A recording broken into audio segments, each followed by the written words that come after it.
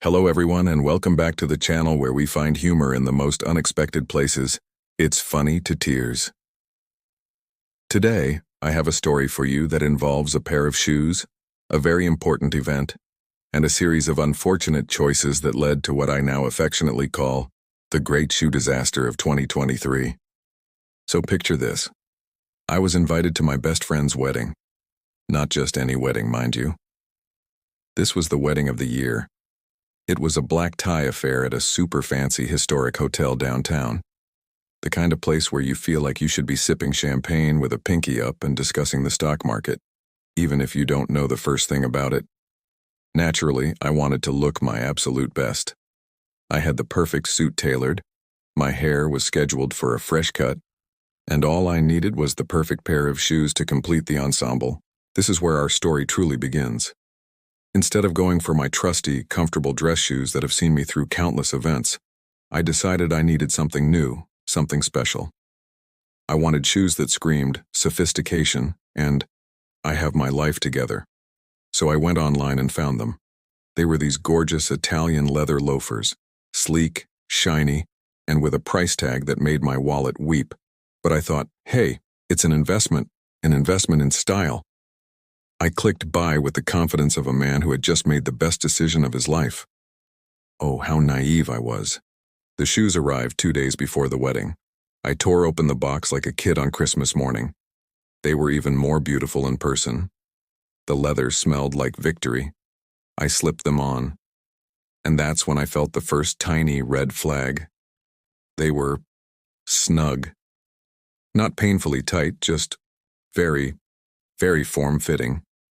But I brushed it off. They're new leather, I told myself. They just need to be broken in. They'll stretch.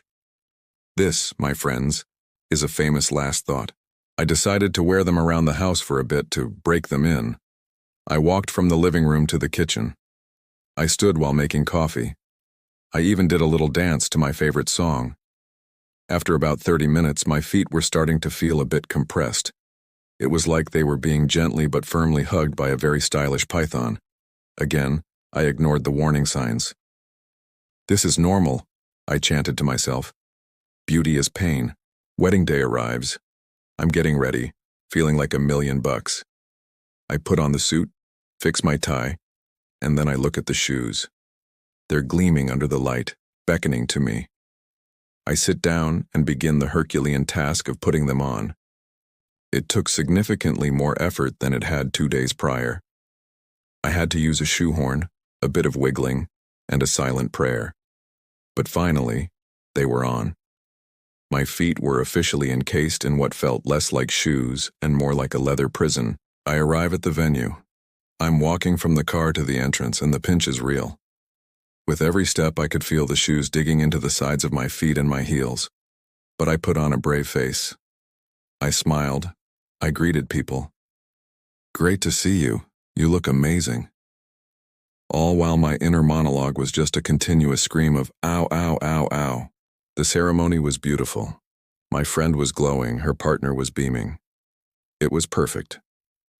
I was standing for most of it, as one does, and by the time they said, I do, my feet had gone from feeling pinched to feeling like they were on fire. The gentle hug from the python had turned into a full-on death grip. I started to subtly shift my weight from one foot to the other, trying to find some relief. I'm pretty sure I looked like I was doing a very slow, very awkward dance. Then came the cocktail hour, more standing, more mingling. I found a corner and leaned against a wall, trying to take the pressure off. A friend came over. Hey man, you okay? You look a little pale. I forced a grin. Never better.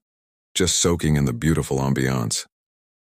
The ambiance I was soaking in was one of pure, unadulterated foot agony. I could feel blisters forming.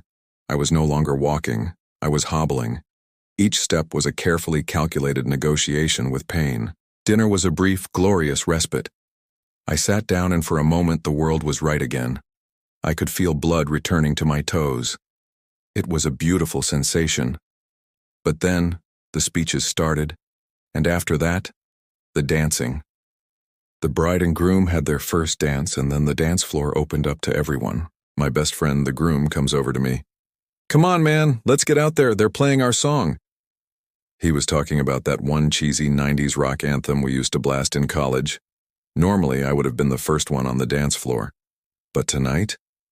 The thought of putting my full body weight on those fiery pits of despair I called my feet was terrifying. But how could I say no? It was his wedding day. So I did it. I got on the dance floor. I tried to jump around like we used to. With the first jump, a sharp, searing pain shot up my leg. I'm not exaggerating when I say I think I briefly left my body. I landed with a yelp that I tried to disguise as a rock and roll scream. It did not work. Everyone just stared at me. I tried to play it off, doing this sort of pained shuffle that I hoped looked like a cool, new dance move. It did not. I looked like a penguin walking on hot coals. After one song, I couldn't take it anymore. I limped off the dance floor, my face a mask of sweat and agony. I had to get the shoes off. I didn't care where or how. I found a secluded hallway near the restrooms, slumped down onto the floor, and began the process of liberation. But here's the kicker. My feet had swollen up so much inside the shoes that they wouldn't come off. They were stuck. I pulled. I twisted. I grunted. Nothing. It was like trying to get a cork back into a champagne bottle. I was trapped. I was actually panicking. What was I going to do? Spend the rest of the wedding and possibly my life with these demonic loafers permanently attached to my body? I was on the verge of tears when one of the bridesmaids found me. She saw my predicament, and instead of laughing, bless her heart, she took pity on me.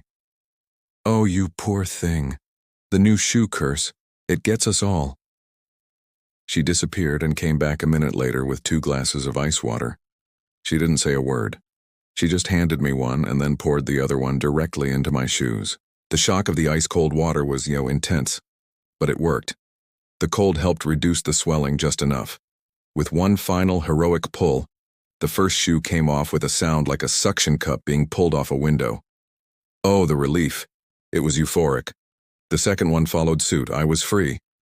My feet were red, swollen, and decorated with a map of angry blisters, but they were free. But now I had a new problem. I was shoeless at a black tie wedding. My beautiful, expensive torture device shoes were sitting in a puddle on the floor. I couldn't walk around in my socks. The bridesmaid, my savior, disappeared again and returned with a pair of white hotel slippers she'd managed to get from the front desk. So for the rest of the night, there I was, dressed in a perfectly tailored suit, mingling at one of the fanciest events of the year, wearing a pair of fluffy white hotel slippers. The contrast was ridiculous. I got more than a few strange looks, but at that point I didn't care. I was the most comfortable person in the room. I even went back on the dance floor and danced the night away in my slippers, pain-free and glorious. The next day I had to walk of shame back to my car, carrying my waterlogged, ruined Italian loafers. I learned a very valuable lesson that day. Never, ever sacrifice comfort for style, especially when it comes to shoes. And if you do, make sure you have a backup plan, or at least a friend with access to ice water and hotel slippers. Those shoes, by the way, went straight into the trash. It was the most satisfying thud I have ever heard. So that's the story of my shoe disaster. A tale of vanity, pain, and ultimate fluffy slippered redemption. I hope you got a good laugh out of my misery. Have you ever had a wardrobe malfunction of this magnitude? Let me know in the comments below. I'd love to hear that I'm not alone in my suffering. Thanks so much for hanging out with me today on It's Funny to Tears. If you enjoyed this story and want to see more content that proves life is hilariously unpredictable, make sure to hit that like button and subscribe to the channel. It really helps us out. We'll see you in the next video. Stay comfortable, everyone.